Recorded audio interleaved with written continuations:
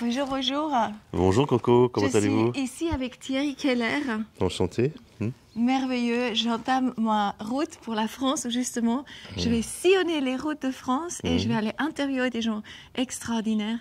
Et là, c'est mon premier stop en fait. Et je te rencontre, je t'avais déjà rencontré au Samadhi Project où on avait essayé de faire une interview, ça n'a pas marché. À Genève. À Genève, ouais, avec Sarah Marcus. Et là, on va parler de l'eau. Thierry, tu es spécialiste de l'eau.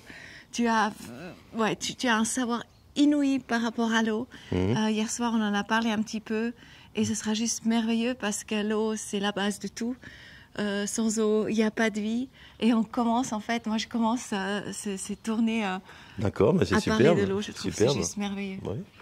Alors ce qu'on peut dire, effectivement, l'eau est multiprésente dans notre univers. Et l'eau, ce n'est pas que, comme certains disent, de la flotte. Bien loin s'en faut. Oui, il y en a beaucoup, c'est vrai. Oui. Beaucoup de flotte. Mais en fait, la flotte, c'est un, comment dire, c'est un mot qui ne va pas très bien, puisque s'il n'y avait pas d'eau, on ne pourrait pas vivre déjà. Donc comme nous sommes composés en très grande quantité d'eau, si on s'appelle de la flotte, c'est vraiment ramener ça à un niveau extrêmement bas. Donc comme l'eau, c'est extrêmement précieux, il faut donc la respecter et lui redonner ses titres de noblesse. Et la considérer comme de l'eau vivante. Alors, si je puis dire, une chose qui me tient à cœur, c'est que durant mes plus de 30 années de recherche sur l'eau, je me suis rendu compte que l'eau est une interface multidimensionnelle et qu'elle agit à plein de niveaux. Et qu'en fait, la bonne nouvelle, pour ceux qui ne le savent pas, pour celles et ceux qui ne le savent pas, c'est que l'eau, en fait, dans un certain, comment dirais-je, dans une certaine fonctionnalité, eh bien l'eau, c'est le meilleur médicament universel qu'on a trouvé sur cette planète. Voilà. Quand elle est informée, juste, parce voilà, qu'il y a différentes eaux. Oui, alors quand elle est propre, donc c'est-à-dire exemple de toutes les toxiques. Alors les toxiques, c'est les métaux lourds, c'est les nitrates, c'est les sulfates, c'est les biocides, les médicaments, enfin, etc., etc. Donc ça, c'est carrément un poison. L'eau de notre robinet, actuellement, c'est du poison. Les gens ne le savent pas et petit à petit, ils enmassent leur corps de produits qui sont néfastes à leur santé et ils tombent malades. Et bien souvent, ils tombent même malades parce que cette eau, ils ne peuvent même pas l'assimiler, étant donné que la molécule de l'eau est encombrée avec des éléments perturbateurs. Elle n'a plus sa dimension d'origine qui lui permet de rentrer dans le capillaire de la cellule pour aller au cœur de la cellule, pour la nettoyer et pour lui donner de l'énergie. Donc la grosse difficulté aujourd'hui, c'est ça. Mais comme d'habitude, la plupart des gens ne le savent pas. C'est pourquoi il faut leur dire et leur expliquer. Voilà. Donc je ne sais pas si en fait les spectateurs sont au courant justement de Masaru Emoto et de tout ce qui était fait. Les tests sur Masaru Emoto, c'est un scientifique japonais qui a filmé les cristals d'eau une fois gelés. Qu'est-ce que ça donne. Et suivant le mot qu'on a mis dessus, par exemple justement amour, ça donnait des cristaux magnifiques. Et quand on a mis un mot dur comme ça, c'était totalement déstructuré. Et c'est la même chose qui se passe en nous. Et c'est la même chose aussi avec l'appréciation pour nous. Si on est en amour ou dans la joie, en fait, on structure notre eau, c'est juste? C'est absolument ça, oui. Donc on a une fonction de détermination de la position dans l'espace de la molécule d'eau sur notre conscience. Alors effectivement, si on ressent des choses négatives, tout ça, dans l'émotionnel, notre cœur va émettre des ondes électromagnétiques qui seront des fois bien, moins bien ou pas du tout. Et ça va informer cette eau. Donc l'eau, par résonance, elle va recevoir ces informations. Alors, bien sûr, elle les reçoit, mais elle émet aussi. Donc je vais prendre un exemple en laboratoire, ce qu'on a fait avec un monsieur qui s'appelait Pierre Rubessa, qui est connu en Suisse, c'est un chercheur canadien. On a mis dans une enveloppe, une coupole spéciale pour être isolé des ondes électromagnétiques, une personne. Et cette personne-là, elle avait des capteurs pour savoir dans son état émotionnel comment c'était. Et le fait d'avoir ouvert la porte, ça a déjà changé les mesures en direct, parce qu'on avait fait des mesures en direct énergétiques. Parce qu'en fait, elle était en échange avec l'extérieur. Oui, déjà. Et ensuite, quand la personne regardait l'autre personne, rien que le regard avait déjà des influences énormes sur l'eau, quoi. Donc on voit que l'eau est vraiment vivante. Voilà. Donc, ce qui veut dire que c'est hyper important de la manière de ce qu'on pense aussi. Ce qu'on pense, oui. Justement, parce qu'en fait, on impacte sans le vouloir, mais même la personne en face. Absolument, c'est ça. Et tout ça, il faut l'apprendre à nos enfants, à nos petits-enfants. Ce sont des choses que les petits, déjà à l'école, devraient apprendre. Donc dans cette nouvelle société qui arrive, on aura la joie de mettre tout ça en place pour que les petits puissent apprendre cette magie de l'eau et qu'ils puissent faire à leur tour des choses extraordinaires. Hier soir, tu m'as aussi amené, parce que je suis justement dans ce thème de l'humus. Et on a une présentation magnifique sur l'humus qu'on va amener partout et tout le monde pourrait la tenir. Donc c'est super, c'est vraiment magnifique. Et là, notre Franz Rösel qui a préparé cette présentation, il dit justement au début, il y avait les pierres et il y avait l'eau. Oui. Et ensuite, l'eau est arrivée. Donc ça, il faudrait dire avec des micro-organismes sur les pierres. Et c'est là qu'a commencé à se créer la vie. Et les pierres sont devenues humus. Peut-être toi, tu peux raconter ça mieux, parce que je trouve que c'est passionnant. Oui, alors dans l'évolution et dans le temps, ça a pris quand même un certain temps, eh bien, on a tous, de toute façon, le règne minéral qui est là. Mais ce règne minéral, il est très utile, puisque, en fait, les micro-organismes ont pu se nourrir de ce minéral. C'est ça. Donc, on change de niveau. Après, on passe au végétal. Alors, par exemple, les pierres dans les rivières, on voit souvent qu'il y a des mousses, des choses comme ça. Oui. Eh bien, ces micro-organismes vont s'attacher sur la pierre et vont émettre sur leurs petites ventouses minuscules de l'acide pour dissoudre la pierre. Et ensuite, avec leur sève interne, leur sang interne, vont faire circuler ça dans leur réseau, dans leur capillaire. Et avec les feuilles et la photosynthèse, tout ça, ça va devenir vivant. Donc, on passe d'un matériau minéral qui est statique, mais une pierre c'est quand même vivant, il faut le savoir, ça grandit au fur du temps, ça pousse même, je l'ai vu ça, et du coup on passe au stade vivant, c'est-à-dire beaucoup plus actif, parce qu'une plante, ça a une saison, ça naît, ça croît, et puis après ça s'éteint, ça se redissout, etc. Mais nous, êtres humains, nous mangeons les plantes.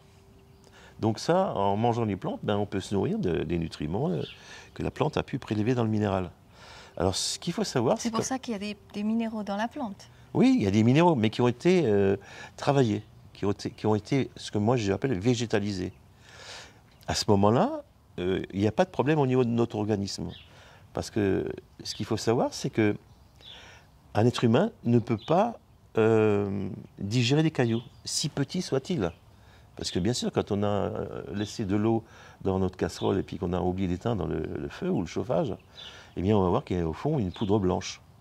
Cette poudre blanche, si on la prend sous le doigt et qu'on la met dans des lamelles de microscope, on va se rendre compte en amplifiant que c'est comme des gros cailloux qu'on voit au bord de la rivière. Mais aussi petits soient-ils, ces cailloux, notre corps ne peut pas les assimiler. C'est étrange, mais on ne peut pas transgresser la barrière des espèces. Alors qu'est-ce qui va se passer en réalité?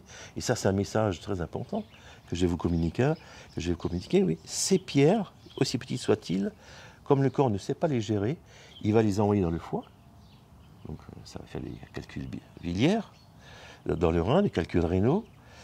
Ça va obstruer à l'intérieur des vaisseaux, des micro-vaisseaux, les parois. Donc ça va durcir, etc. Ça va réduire l'afflux sanguin qui nourrit les tissus. Ça va faire des tas de choses, ça va se mettre dans les articulations, ce qu'on appelle des rhumatismes, des choses comme ça. Donc ça va créer toute une complexité de problèmes qu'on pourrait bien s'en passer. Que normalement, ça n'aurait rien à voir dans le corps. Ça n'a rien à voir dans le corps. Mais à partir du moment où on a végétalisé, c'est-à-dire qu'on a apporté l'information du vivant, du végétal au minéral, notre corps va pouvoir l'utiliser et l'assimiler sans problème. Alors ça, c'est quelque chose d'extrêmement important. Alors je dirais une petite blague en passant, c'est que la plupart des gens qui ont des calvities ou qui sont chauves, ils ne le savent pas, parce que leur coiffeur dit, il faut mettre des pommades, il faut mettre ceci, il faut mettre cela. Et finalement, ça ne fonctionne jamais, ça on le sait. Mais c'est simplement parce que le bulbe du cheveu n'est plus alimenté du fait que les capillaires qui sont juste en dessous sont obstrués par des minéraux. Et ça, on ne va jamais vous le dire. Après, c'est génétique aussi. Mais oui, mais bien sûr, il y a des facteurs, mais le facteur super important, c'est ce facteur-là, quoi. D'accord. J'aurais juste voulu encore un petit peu approfondir. Donc effectivement, quand on a de l'eau. Donc actuellement, cette eau qu'on boit, souvent, elle n'est pas bonne. Et toi aussi, tu fais des appareils qui aident à restructurer cette eau et qu'on la boive. Donc même une eau de robinet, on peut la dynamiser, restructurer. Et qu'est-ce qui se passe exactement avec cette eau qu'après qu'on la boit? Pourquoi, du coup, elle nous convient et pourquoi elle est plus mauvaise? Alors en fait, comme je disais tout à l'heure, le meilleur médicament universel, c'est l'eau. D'ailleurs, les insectes, les oiseaux, les êtres humains, les animaux, on utilise toujours cette eau, on la boit. Alors vous verrez que dans des régions, l'eau, suivant la région, elle va être bénéfique pour la civilisation ou catastrophique. Voilà. On a dans des pays en Afrique des villages entiers qui ont péri en quelques semaines par des contaminations biologiques et les caractéristiques de l'eau ne correspondaient pas, alors que dans le village voisin, aucun problème, tout se passait bien. Donc vous voyez bien que l'eau, elle peut être bénéfique ou maléfique, suivant le cas, etc. Alors nous, ce qu'on sait aujourd'hui, c'est qu'avec les connaissances approfondies dans les recherches que nous avons faites, on peut recréer l'eau native. C'est l'eau que vous avez, par exemple, dans ce champ. Là, on est matin, il doit être 8 heures du matin. On a plein de rosée. C'est une eau qui est vivante, puisqu'on a une condensation sur les plantes. On a la petite gouttelette à la fin de la petite brin d'herbe. Eh bien, cette eau, c'est elle qui a nettoyé la plante pendant la nuit. Alors, j'ai dit tout ça, c'est pour expliquer le mécanisme, pour qu'on comprenne. Donc, il y a une condensation qui se fait, une petite buée qui va se concentrer juste à l'extrémité et ça va laver la plante. C'est comme ça que la plante se lave. Mais en même temps, comme il y a le jour qui se lève, tout ça, au niveau cosmotellurique, il y a beaucoup d'énergie, beaucoup de vibrations qui font que cette eau est activée. Et quand on boit de l'eau de rosée, par exemple, moi je sais que quand j'avais 20 ans, j'allais en recueillir avec un drap de lin. Il faut être 2 personnes pour tirer un drap sur l'herbe. Et bien, au bout d'un moment, il est très lourd, il est brillant, il est saturé d'eau, donc on le plie et on les sort. Et là, on a de l'eau de rosée. Seulement, la difficulté, c'est que comme on a du trafic aérien et beaucoup de pollution, ben, on va voir que l'eau, elle est noire, quoi. Enfin, voilà. Donc, il faut déjà la filtrer et après la tridistiller, c'est-à-dire la distiller 3 fois. Donc, comment tu la filtres déjà? Alors, il faut mettre simplement des filtres, c'est des filtres spéciaux qu'on a. C'est comme une espèce de toile particulière, donc on enlève déjà tout le gros de la pollution. Ensuite, deuxième étape, il faut prendre cette eau et il ne faut pas la bouillir, surtout pas, parce qu'elle est vivante, elle bouge. Parce qu'il faut savoir qu'à 63 degrés, l'eau, vous tuez tout. 63 degrés, c'est la frontière entre la vie et la mort. Voilà, il faut bien le savoir, ça. Ça, c'est un monsieur qui s'appelle... Moi qui j'adore le thé, je bois toujours du thé. Non, mais le thé c'est bien. Mais je parle du vivant qu'il y a dans l'eau. Oui, mais il n'y a plus dans le thé, il y a plus. Non, parce que elle était bouillie, quoi. Voilà. Donc j'en étais à dire que, en fait, parce qu'il ne faut pas que je perde le fil, mais eh bien, cette eau, elle est tellement vivante, cette rosée, que quand vous l'avez même distillée à froid, donc à froid, ça veut dire que c'est un serpentin qui circule qui est dans un ballon, qui refroidit, et vous faites une condensation 3 fois. Mais c'est à basse température. On appelle ça des évaporateurs sous vide, et vous avez une eau à la 3e distillation qui est parfaite. Tellement parfaite que sa tension de surface, elle est tellement basse que quand vous la mettez dans un verre, eh bien, vous allez être très surpris parce que elle va monter à l'intérieur de la colonne de verre, parce que tellement elle est mouillante, et elle va déborder, elle va ressortir. C'est absolument hallucinant de voir un truc pareil.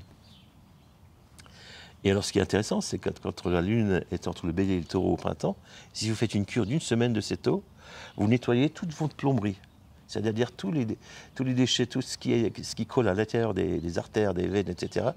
Ben, il y a tout qui s'en va, c'est le gros nettoyage. Donc si vous faites ça 1 fois par an, vous avez votre plomberie qui est vraiment impeccable. Donc c'est tout bête, c'est des choses comme ça. Mais alors cette eau-là, l'eau de rosée, c'est de l'eau vivante. Et c'est de l'eau de jouvence, on peut le dire, parce que c'est une eau qui soigne, donc qui va vous réparer. On est tous invités à vraiment connaître ça maintenant. Mais bien sûr.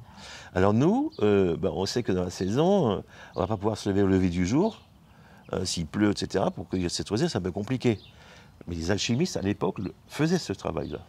Alors nous, maintenant, on a compris le mécanisme de l'eau. Et alors, qu'est-ce qu'on fait? Cette eau, on va la nettoyer. Mais on va vraiment la nettoyer à fond. Alors, il y a des appareils qu'on appelle des osmoses. C'est les appareils les plus performants pour nettoyer l'eau. Mais en même temps que ça nettoie l'eau, c'est superbe. Mais ça va, comment dirais-je, l'eau, ça va la rendre très agressive. Parce que l'eau, son potentiel, c'est de dissoudre les sels, des choses comme ça. Et quand elle est très très pure comme ça, eh bien, elle est agressive, hein, elle est même corrosive. Donc les gens qui font de l'eau comme ça, sans reminéraliser l'eau, eh bien, au bout d'un certain temps, ils vont tomber en ostéoporose. C'est-à-dire qu'ils vont se décalcifier.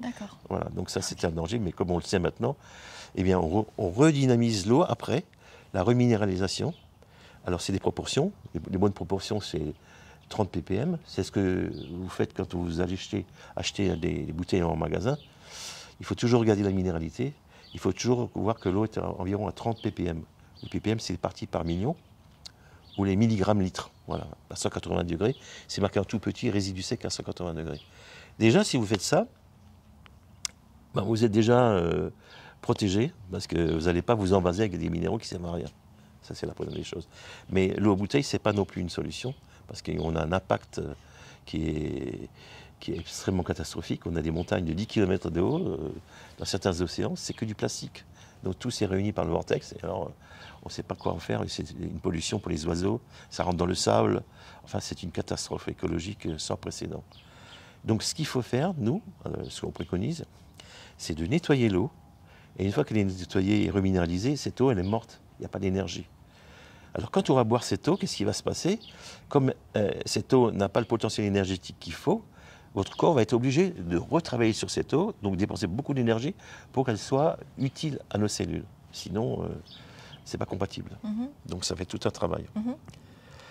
Alors qu'on est en perpétuelle régénération, hein, au niveau déjà cellulaire, production de cellules, tout ça.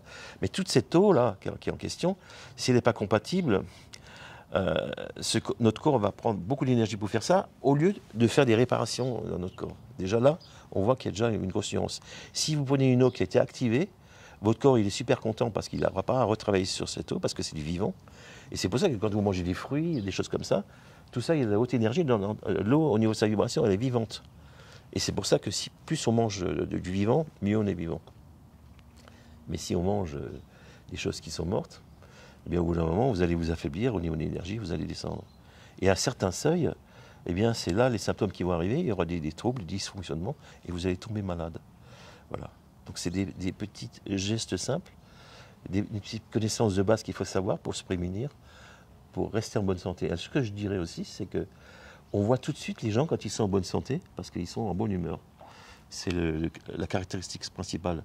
Donc c'est le cas pour toi, Coco. Hein. Quand je te vois, tu es toujours... je t'ai pas vu beaucoup de ma vie, mais tu es toujours de bonne humeur, en général. Donc moi, je suis contente aussi de rencontrer des êtres comme toi et pouvoir présenter en fait, des trésors comme ça. Tu vois, c'est juste tellement beau. De pouvoir partager des choses on n'a pas accès facilement. Tu dois lire des livres entiers pour avoir ce trésor que tu nous offres ce matin. Juste, nous, on est contents. On fait beaucoup de conférences. Alors, particulièrement, j'aime bien faire des conférences avec un certain monsieur qui a écrit des livres remarquables, qui s'appelle Jacques Collin. Il habite dans une petite ville près de Lyon, à Cluny. Et on fait souvent des conférences ensemble. Alors, l'avantage, c'est que lui a une très grande connaissance de l'eau. Il m'a appris beaucoup de choses. Hein, c'est vraiment extraordinaire. Et après, les questions, oui, nous sommes dans la nature, donc ça discute. La grosse question, c'est que les gens se disent, oui, mais alors tout ça c'est très beau, mais alors comment on fait pratiquement? Et là, je peux intervenir parce que c'est mon métier, de donner les bonnes décisions. Alors, et justement, tu vas un peu partout, on t'appelle un peu partout pour même soigner des forêts. C'est ça. Alors, je vais donner la conclusion. Donc, pour être en bonne santé, je vais vous donner le secret de l'eau de Jouvence. Ah oui. Alors, si on peut fabriquer de l'eau de Jouvence, simplement en disant, on va prélever une eau, même si on la prélève du robinet, on va la nettoyer avec des appareils qui sont performants pour ça. Il y a des osmoseurs qui fonctionnent très bien. Et ensuite, ces osmoseurs, on sait qu'on va reminéraliser l'eau pour qu'au niveau bioélectronique de Vincent, on soit dans la bac et dans le petit carré qui va bien.